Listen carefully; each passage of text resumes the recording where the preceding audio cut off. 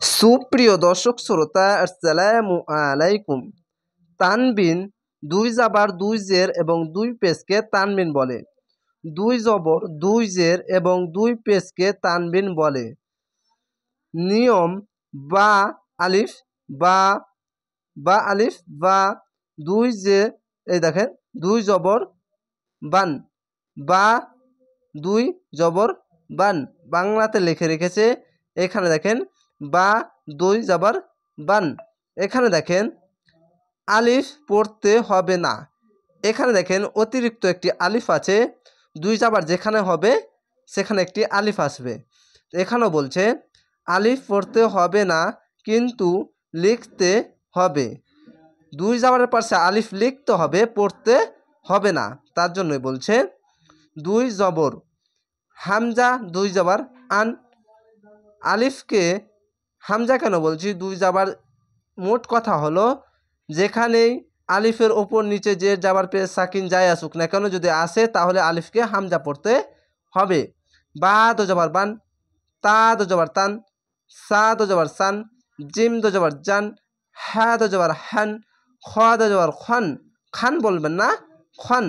দাল দো জবর দান, জাল দো জবর জান, রোয়া দো জবর রন, জা দো জবর জান, সিন দো জবর সান, সিন দো জবর সান, সদ দো জবর সন, দদ দো জবর দন।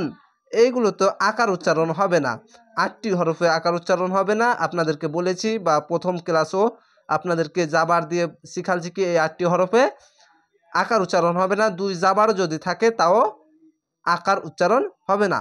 তোয়া দো জবর তন, জ দো জবর জন, আইন দো জবর আন, গইন দো জবর অন, ফা দো জবর ফান, কফ দো জবর কন, কাফ দো জবর কান, লাম দো জবর লান, মিম দো জবর মান, নুন দো জবর নান, ওয়াও দো জবর ওয়ান, হা দো জবর হান, হামজা দো জবর আন, ইয়া দো জবর ইয়ান।